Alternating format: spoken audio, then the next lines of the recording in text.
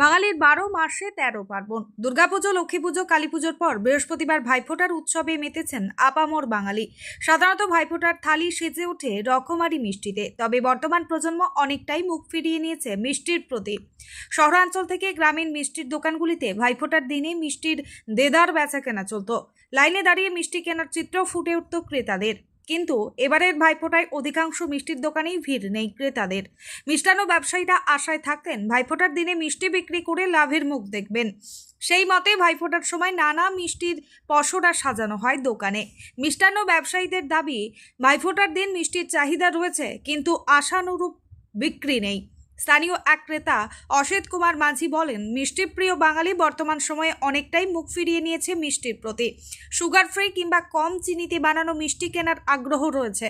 বর্তমান প্রজন্ম সুগার রোগ প্রতিরোধে কিংবা শরীরের ফিটনেস বজায় রাখতে মিষ্টি খাওয়ার প্রবণতা কমেছে। বর্তমান প্রজন্মের বিনা চিনির দুধ চা কিংবা লিকার চা পান করার আগ্রহী বেড়েছে। পূর্ব বর্ধমান থেকে শেখ মিলনের রিপোর্ট, 7 দিন টিভি। মিষ্টি কেমন বিক্রি হয়ে যায় ভাইফোঁটায়? মোটামুটি খুব একটা নয়, তবে মোটামুটি মিষ্টি কতটা মানে আশা কতটা করেছিলেন? যেরকম আশা করা হয় সেরকম মানে মিষ্টির প্রতি মুখ ফিরিয়ে নিয়েছে মানুষের নেই না কি মানে চাও বিনা চিনি খাচ্ছে বেশি? হ্যাঁ, চাও চাও আবার এই তো মানে কাল থেকে কেমন বাজার হলো? ফল থেকে সেরকম যে বাজারটা হয় সেরকম না, মোটামুটি কোন জায়গায় এটা? মিষ্টির দোকানে ভিড় একেবারেই নাই। বাঙালিদের 12 মাসে 13 পার্বণ, তার মধ্যে ভাইফোঁটা হচ্ছে অন্যতম।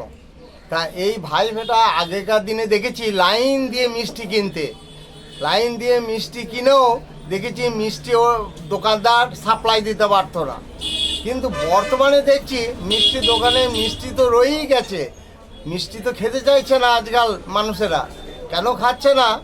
হ্যাঁ, সেটা অনেক রকম কারণ হতে পারে।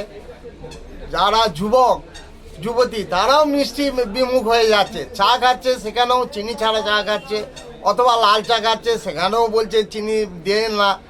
এখন মানুষ মনে হচ্ছে যে স্বাস্থ্যের প্রতি যেন সচেতনতা বাড়ছে তাদের, যে মিষ্টি খেলে নিজেদের যে শরীরকে সুঠাম রাখা এবং নিরোগ রাখা যায় মিষ্টি ছাড়া, সেটা মনে হচ্ছে তারা বুঝতে পেরেছে। সেই জন্যে এরা মিষ্টি বিমুখ হয়ে যাচ্ছে।